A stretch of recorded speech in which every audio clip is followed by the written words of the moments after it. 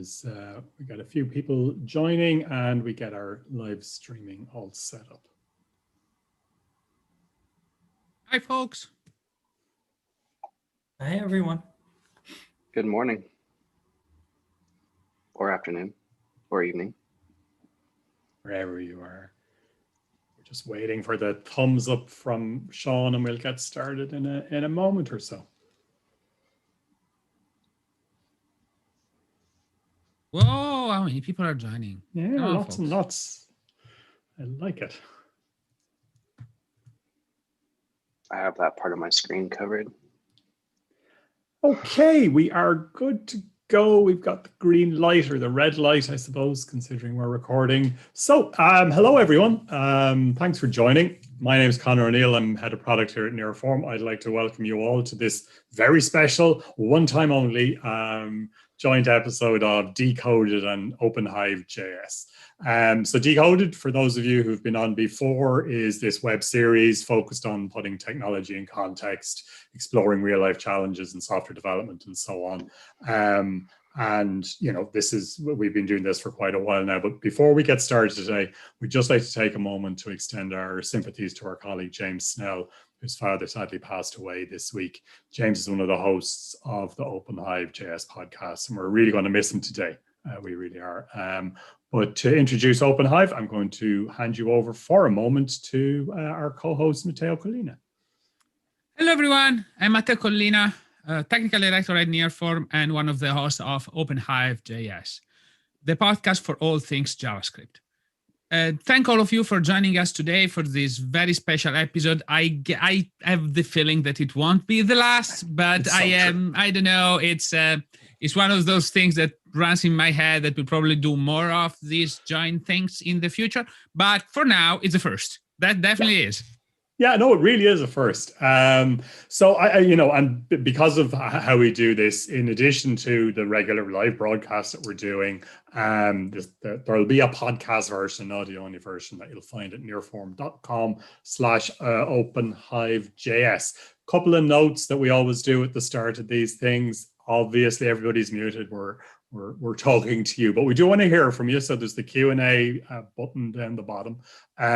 Pop in any questions you want as we go along. You don't have to wait till the end. We'll get to them at the end, though. We'll put aside some time at the end to answer any questions you have.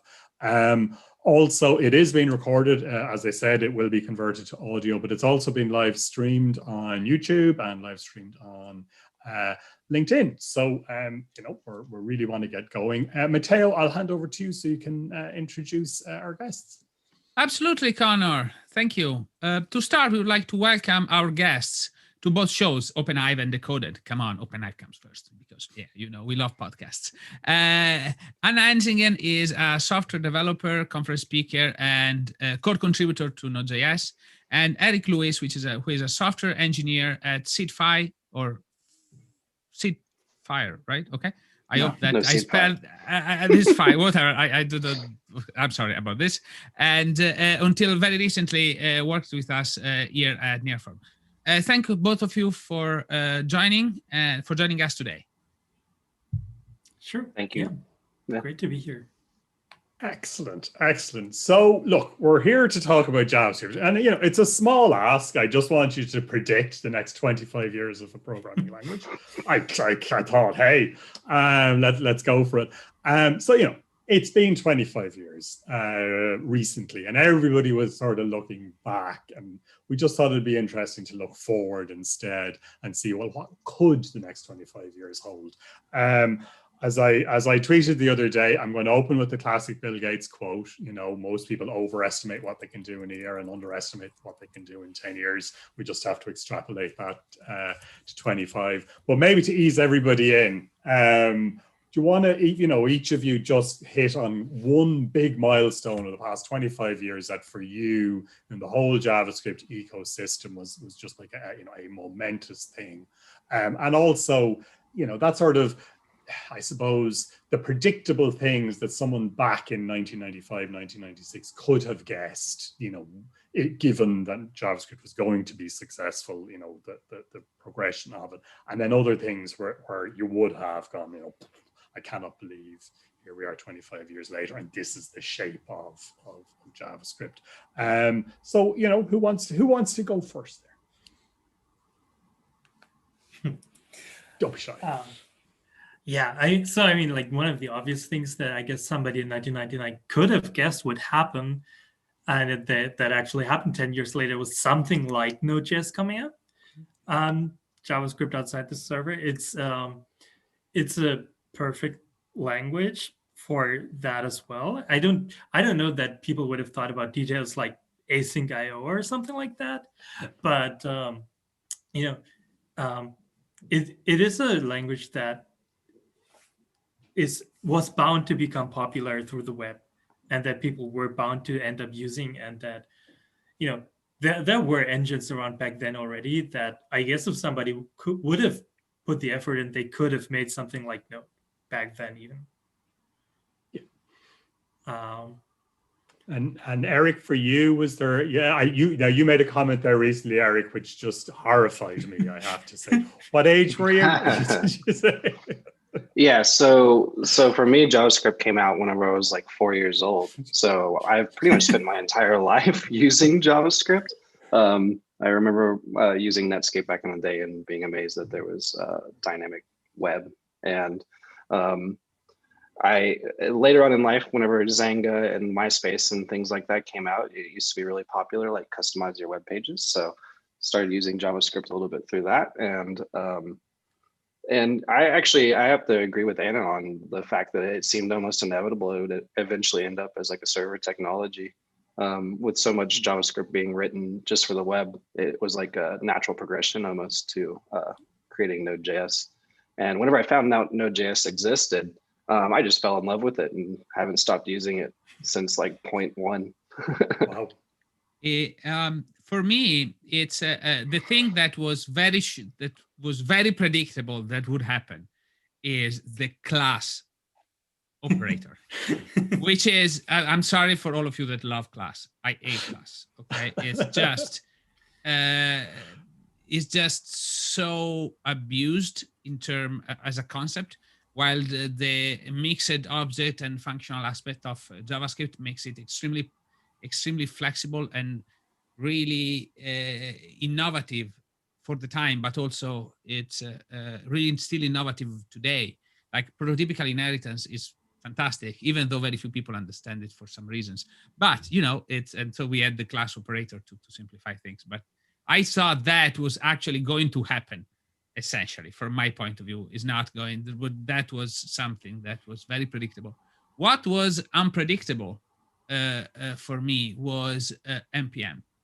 The success of NPM at the time was very much unpredictable, in the sense that software reuse at scale was an enormous problem in the 90s and an enormous problem in the early 2000s, for the first decade of the 2000s.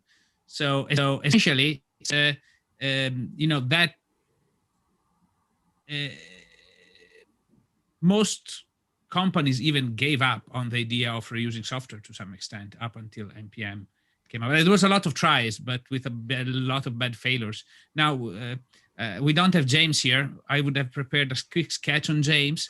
I don't know, because I've been the only, I don't know, Connor, did you do any Java in your previous lifetimes? I was exposed to it. I tried to avoid it. So one of the things that I ate the most about Java was class loaders, because, you know, in order to, so the biggest problem in Java, and by the way, C#.NET and so on, was loading two different versions of the same thing at the same time, which it's one of the key features of NPM.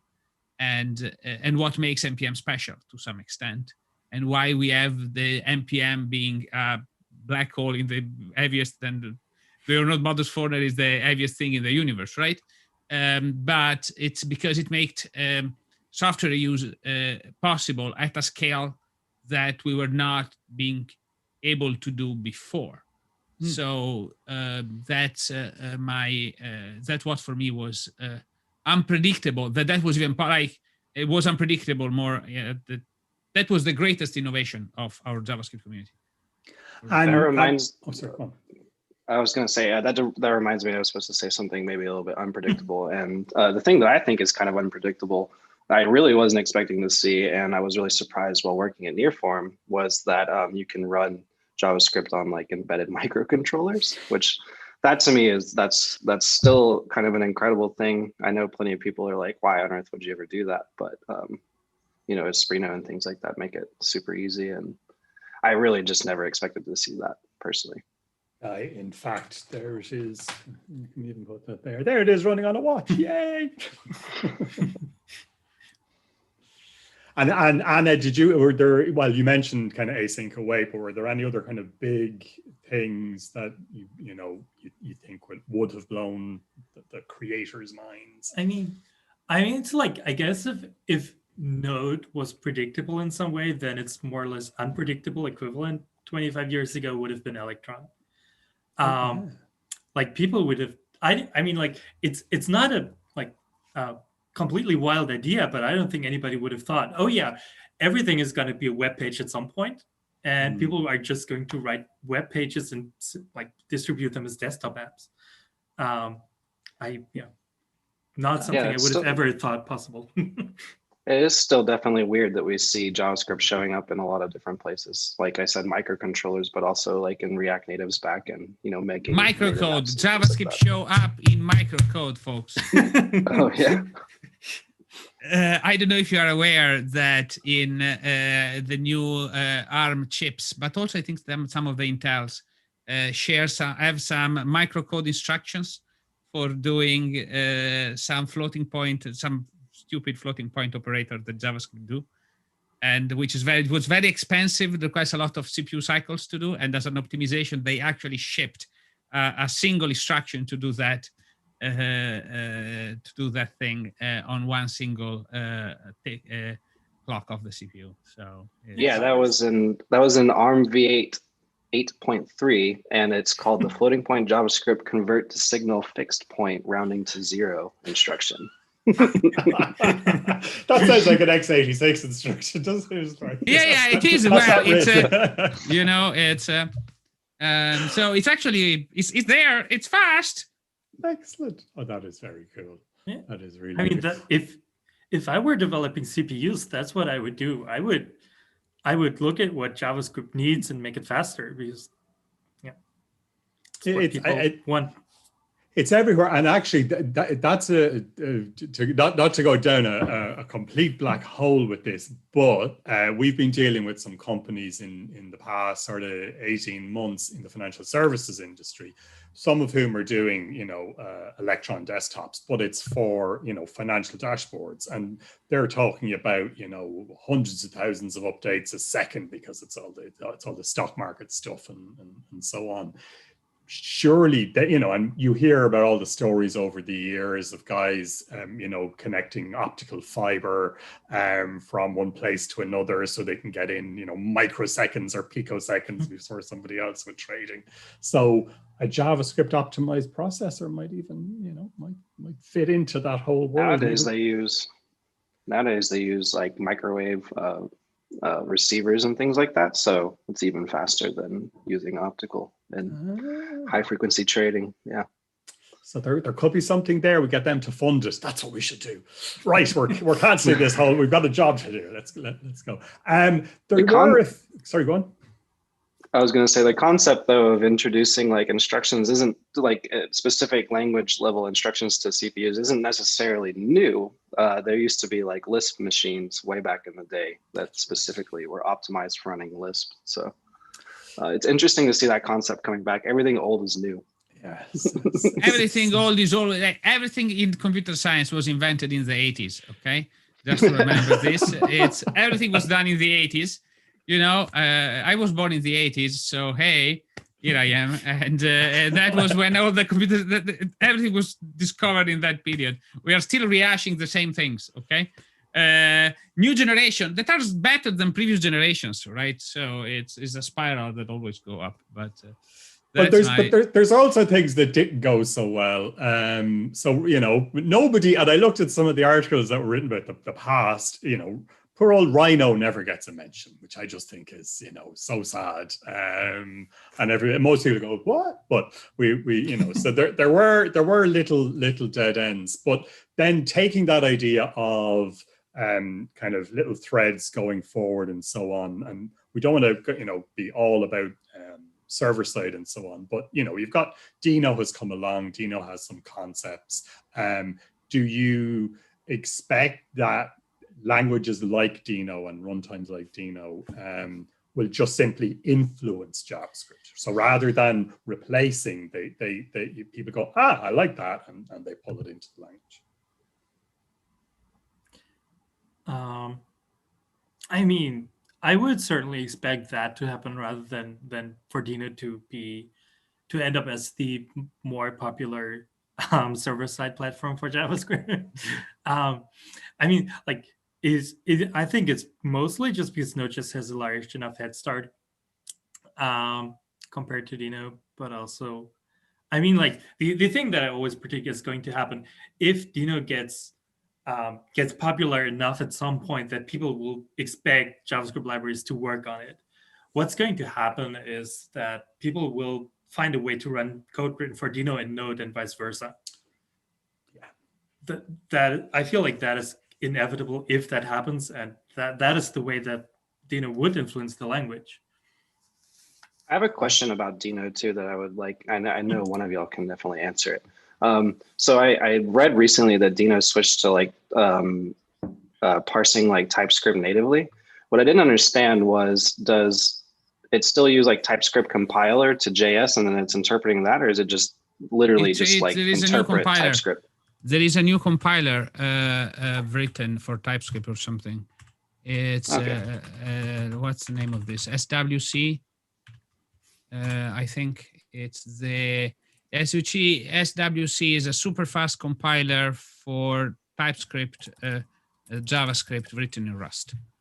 I am going to pass the link in the chat. It still like basically translates to JavaScript first then. Yeah, So essentially it's transpiler, but it's instead of using the TypeScript transpiler, which is more or less slow, or not slow, but it's not slow, but it's what it is. Okay, it's a lot of very complex code that needs to be optimized and run and so on, and especially for for cold start executions, compiled language have a significant boost versus dynamic languages. So all the fun stuff that the just-in-time compiler can do can't really be done much if your process is not there, right? So all of those things that relies on a really fast cold start or that really want very fast cold start got to be compiled. Gotcha. Okay, I was just wondering. Yeah, like from my point of view on the Deno thing, it's I don't know how much you are aware. Deno is pulling in code from forking code from Node core at high speed, so literally copying full chunks of our JavaScript code and sticking them in there. So the reality, so the question, it's not. So the question for me is more how quickly Deno would become capable of running Node programs versus how quickly Node.js could get the best features of Deno. So it's essentially that's kind of the discussion. It's not considering how much they work on the compatibility layer, essentially, as well as the other thing that are working on. But the compatibility layer is one of their biggest. And just on that, Sean just sent me a question. Somebody put on LinkedIn they're not able to connect in via Zoom. It's a follow on from that. So we would have got to this eventually anyway, but we may as well ask it now. Do you think that JavaScript will incorporate some aspects of TypeScript into the? It is my take. I think so. So there's going to be something that's going to happen at some point. I would be Go ahead. curious what that would look like if that actually were to happen, because they're not going to do full TypeScript, and they're not like doing bits of it. Seems like a weird choice. It's so the best, by the way, the best benefit of TypeScript is really code completion and IntelliSense, and the people want to use that just for that bit. So that's what I'm expecting to be supported and together enough to improve the experience.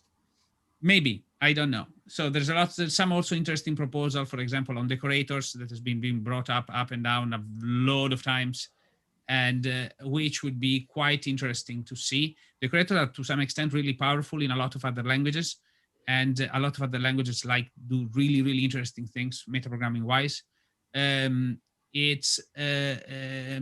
They are nice because you can do certain things with a very terse syntax, while with JavaScript, you can currently do more or less the same things, to be honest, using some very clever tricks, using multiple layers of prototypical inheritance, proxies, and a bunch of other stuff. Probably not easy or fun to write or maintain. So that would be, that's kind of what makes it nicer. Yeah, that's probably the thing. I don't know, to be honest. It's I'm even, whenever somebody asks that question, I'm even on the sense of maybe, but people are thinking about it. That's the feeling. In 25 years, yeah, well, Yeah. it's a bigger time, right? Let's be sure. We're going to get something like TypeScript. I would really welcome it, because right now, so I'm always saying TypeScript does not exist as a language. There is a TypeScript, which is a multiverse of languages based on your TS config, based on your TS config.json. It's not like you can be typing using TypeScript, and there you get that variation of the same things that are parent to each other, but they're not really compatible depending on those options. So even just having one TypeScript thing, that would be very nice for me.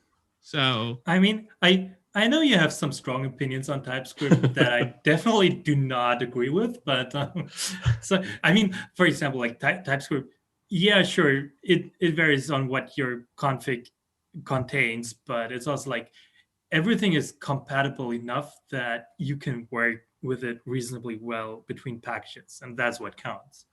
And I don't know, if you were asking me, I would say in 25 years, TypeScript is going to have edged out vanilla JavaScript pretty much out of the picture for modern new projects. Okay. Also, yes, I love decorators. As long as implicit typing and everything like that is well handled, probably so. But Swift isn't is it very much like that? But I was just thinking that it's one of the interesting things, and I kind of I mentioned it when we were talking the other day, is when we talk about JavaScript. I suppose there's two things. One is the we're talking about far more than the core language. We're talking about the ecosystem around it, but also effectively the future of the web. And what the shape of that is. But one thing that did jump out at me was, because it's an ecosystem, and you can get things done. Like, you can create JavaScript without having to ask anybody's permission, and people can just use it or not use it. You don't have to go to a ECMAScript to build something like TypeScript. But Anna, you created worker threads, and that was an individual creating a major new feature for Node. And we're 25 years into JavaScript, and an individual like yourself still has the ability to have huge impact like that on a very successful language. But I suppose my question isn't that nice? But isn't that refreshing that you can do that still? That you're not limited by what a foundation or somebody said.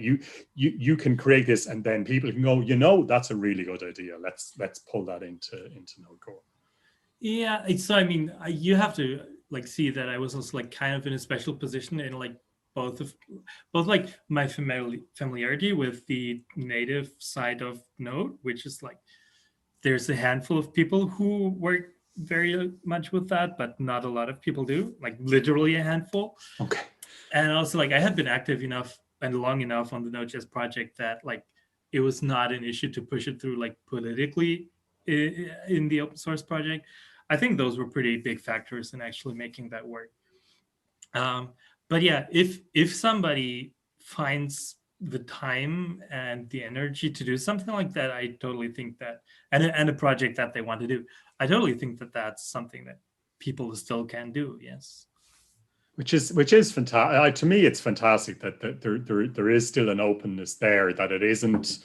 And I suppose I'll get onto my hobby horse about apps versus web and all of that. But there isn't a corporation dictating what people can or cannot do on the web platform. It's you can decide what you want to do and leverage the kind of the tools that are available to you. We're actually, I can't believe we're 25 minutes in already and we're barely scratching.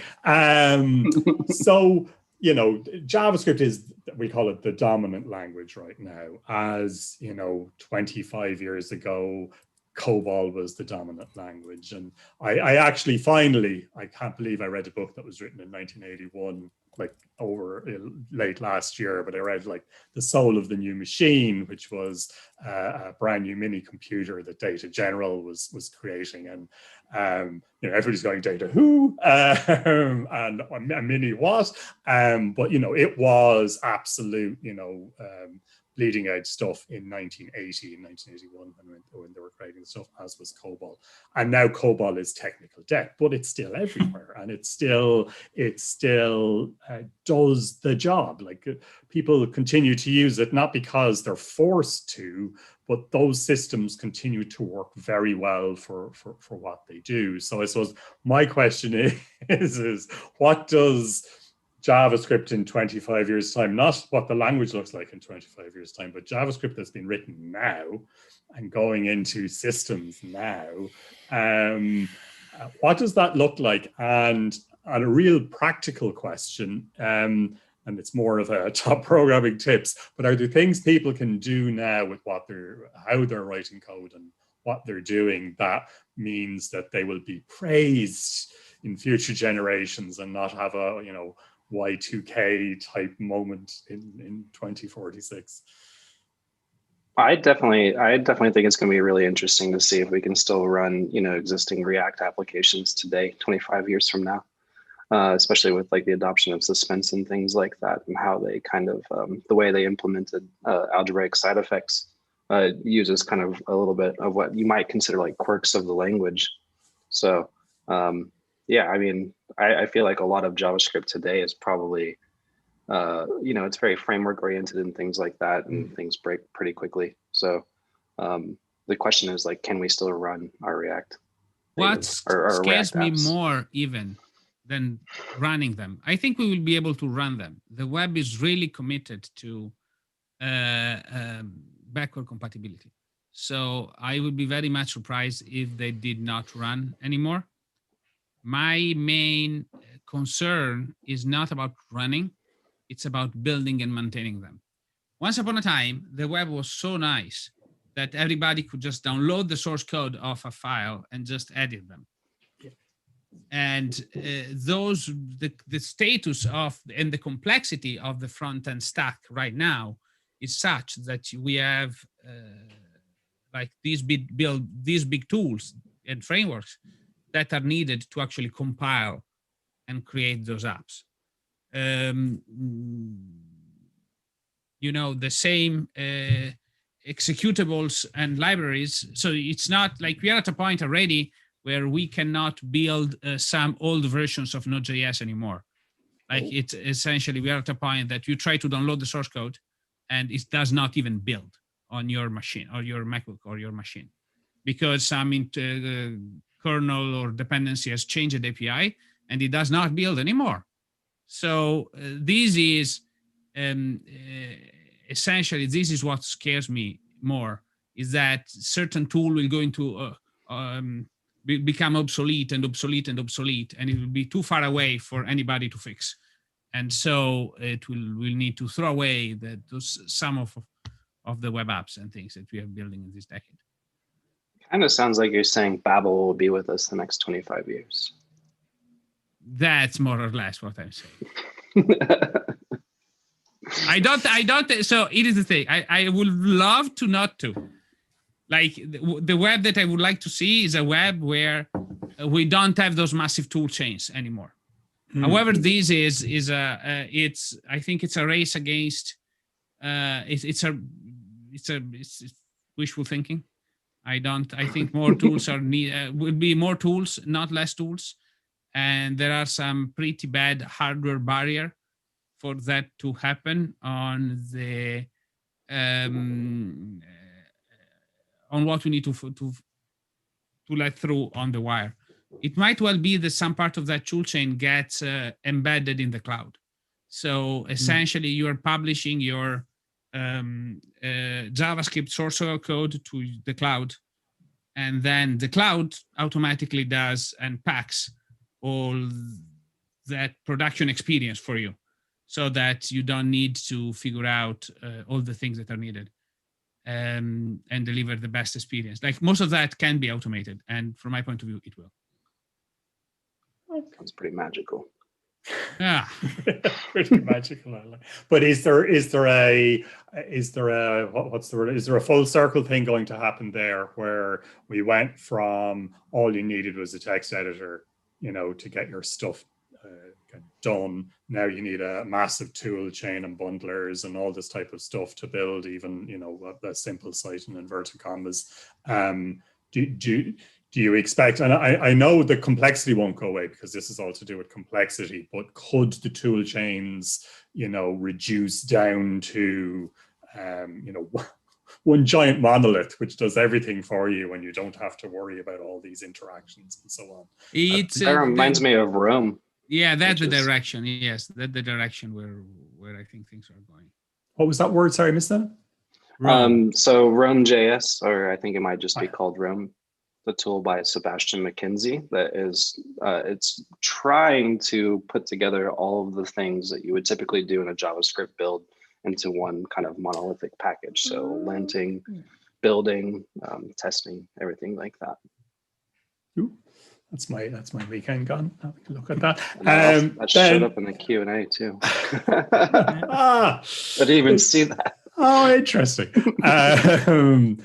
And I suppose, yeah, I said back to my bugbear, which is mobile. And if mobile takes over the world and everything is Kotlin and everything is Swift and everything's native and everything's apps, what happens to the web and to JavaScript and to openness? And I won't have a discussion about freedom or anything like that, but the ability to publish whatever you want, how you want, using the tools you want, and back to JavaScript. Are we on a path that we can't get off now? And that when we talk about JavaScript in 25 years, that will it potentially have been rendered irrelevant because native mobile has kind of just taken over?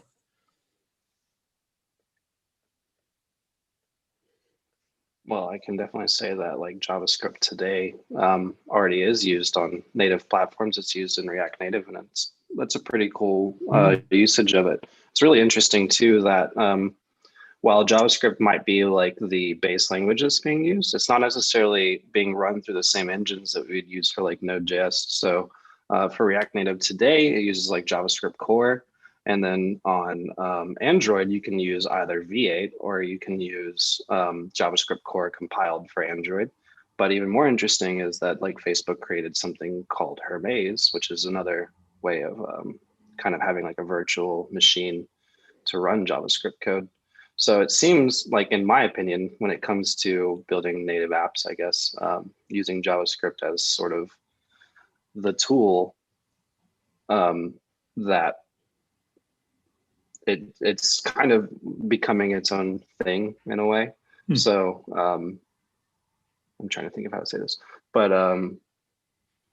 it's becoming its own thing in some ways. So like it's independent of necessarily the engine that's running it, and it's becoming a really important tool on native, especially to leverage your existing native teams or your existing like web development teams or backend teams. You can do a lot of really cool stuff using JavaScript on native as well. And could it be then, and to take a positive note on it, that the native languages on mobile were almost like a temporary aberration? That when original iPhone came out, it was supposed to be web apps, but things weren't good enough back then, and they weren't performant enough, and so we switched to Java and Objective-C and so on. And now we're at a point where actually React Native is good enough, and if it had official support from Google and Apple, it could be even better. I don't know. That's me being positive and being optimistic for the future. Yeah, and I think one of the interesting things that's happening, especially in the Swift world, would be like Swift UI, which is instead of them necessarily adopting JavaScript as the language divorce or whatever, to be used for making native applications, instead what they've been doing is taking inspiration from NPM for Swift Package Manager, taking inspiration from React for creating like a declarative way of building your interfaces and things like that. So I think we'll see. I think that using JavaScript for native apps is a really interesting thing and a really good thing. And especially with React Native, there's new features coming out that are going to make it a lot faster and feel a lot more native. But I think that one of the most important things JavaScript has contributed to the native languages, and this is maybe even a little bit of a battle between native languages and JavaScript, because they saw JavaScript coming to eat their pie, is that there's a lot of inspiration that's happening on the more native side to make things more dynamic and easier to build with. By the way, I would also like completely not be surprised if in 25 years we had something that compiles JavaScript to native code. Yeah. Obviously not the same way it happens with C, because JavaScript is a very different kind of language, but it feels like something that somebody's going to build at some point. Very cool. That would be very cool. Yeah. I would love that. To be honest, it will make all our code run really fast. So I will be very, very happy to see that exist. Is it worth throwing out a generic discuss WASM question?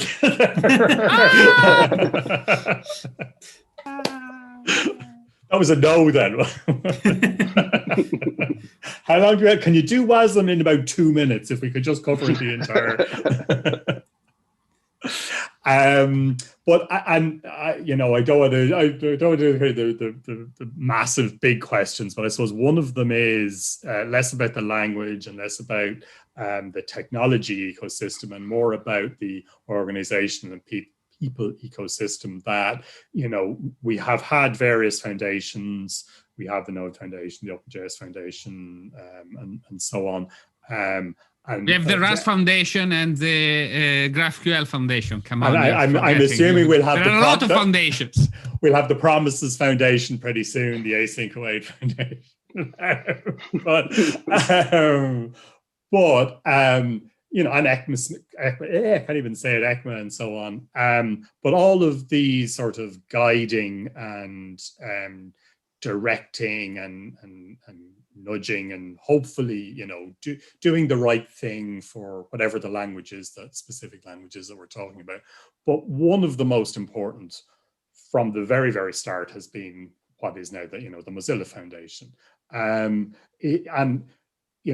Obviously the usage of Firefox continues to go through the floor, which, breaks my heart. I was Netscape Navigator, then I was Mozilla Suite, then I was Firefox, and then like everybody, I ended up going onto Chrome for speed.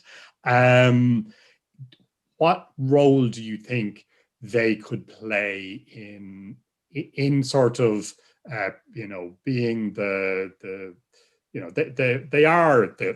they represent the open web and so on, but are there specific things you think they could be doing over the next 3, 5, 10 years that could really help drive JavaScript, protect it, protect the open web, that they aren't doing now, just to be a little bit controversial, I suppose, as we head towards wrapping up.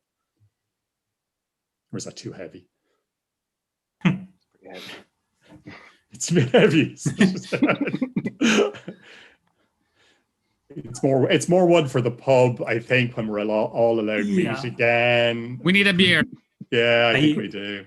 I'm slightly tempted to say, like, do the Google thing and drop "Don't be evil" from your motto, but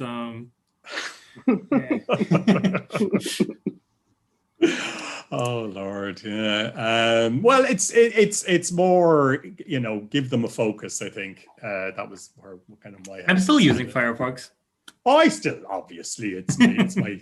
I've got Firefox. I've got Brave. I've got Chrome. I don't have Vivaldi. I can't say, but so look, we normally these sessions that we have, they're always supposed to be 30 minutes. They've never been 30 minutes. I've never got it in under about 40. But I think it'd be just nice as to kind of do a little wrap up if, you know, cast your minds forward, you know, go extreme and just, you know, one thought about what JavaScript 2046, and I can't believe I just said JavaScript 2046, could look like, or something that would make your heart glad, that when you get up one morning in 2046 and you have a look at JavaScript and you go, yeah, that's just fantastic. We nailed that. To each of you there to give us a thought on that. Cancelable promises. It's going to take 25 years to get that. Well, you know, it took 5 years to crash Node on under rejections. So, you know, it's really like cancelable promises. It's really something for 25 years. Yes, I don't think it's shippable in 25 years though. I don't know. Yeah, I would really look forward to that. I think that would be nice. And yeah, I think that's pretty much all I want. So you don't have that much. Anna, is there anything for you? Yeah, I mean, just like I don't know, just mentioning the things that I already said. Like, in the end, we'll have something that compiles TypeScript to native code, and it'll be fast, or maybe to WASM. I think things like that already exist, but might not just like be popular enough. And we'll see more things like that happening, I think. Okay. I did read a little bit about like compilable JavaScript or compilable TypeScript. And I think one of the primary things was that understanding like hot paths or something like that was a little bit difficult. So you could get like an initial cold boot, like improvement, but actually running through your paths and things like that without actually training the system makes it a little bit difficult to do. But I'd love to see that too, like self-contained. You know, Deno kind of does that a little bit, but like it's not necessarily self-contained, but it is. I think that's pretty cool. I would look forward to that too. Matteo? I don't know. Yeah, I know what I want to say. So I think we will, what will be finally happening, it's a little bit more, a more coherent isolation model for globals in JavaScript. This is definitely something that I think is going to happen. A lot of people are working on this problem. However, it's a very hard problem. So we will be getting a much better isolation model when you build JavaScript applications. This is becoming really, really important the more we move forward. And so that would be my generic bet. And more of that, of the tool chain, will move into the cloud. So essentially, like it will be extremely simple for people to develop new JavaScript application, both front end and mobile and everything. So I think there will be a bright future for JavaScript. Yeah. Are there some examples of moving to the cloud now? Like, yes. kind of So there is. one? There is, you can, so let's consider this, okay? You have Code Sandbox for editing and code spaces from GitHub that can allow you to edit things already. You have on, there is the new Snow pack that's the ex-Pika, the Pika folks, they are working on this problem. They are doing transpiling on the flight for you. And they can, if you're doing transpiling, you can as well just do bundling from what it matters from my point of view. So you can just point it to a module and they will get you something that can run in the browser. So they can convert JSX and TSX to that. So yeah, there are people working on this problem. And if you combine all those things together, as well as lambdas and a lot of other stuff, I think we can have a very good picture on. It will take a decade or more to get for all those technologies to matter from my point of view, but it will be really fun to see. I have one more question then, which would be, so if everything's moving to the cloud like this, then if I'm a new developer wanting to start, can I run all this stuff on my local machine? That is the $1 million question. And the answer will be that the cloud providers will generally gift all of that to you for free and lock you in even before you start learning program software development. I don't know if you're going to like it or not, these nice futures that I am depicting, but I would. But that's what's likely going to happen in the coming future. Mateo's not in charge of business models. Oh no! No, as a punter, I just want Yahoo pipes to come back and just output JavaScript, and then I'd be happy. I can just drag and drop and make things happen, and not have to write code to pull data out of a timesheet system so I can generate an Excel spreadsheet that I can send. You don't want to know my exciting life right now. We had, just on what you were saying there, assembly script. So Mauro on LinkedIn was saying assembly script is a TypeScript variation that compiles to WASM. There was a question about Rome. I'm going to read Rodrigo's comment simply because I presume this is just to get a rise out of half the audience. They're saying it's the system D of JavaScript. It's like the Red Hat people and the not Red Hat people on either side of that. I'm definitely going to look that up after this because that does sound very interesting. Look, I thought that was fantastic, and I think there's hours more to be had there.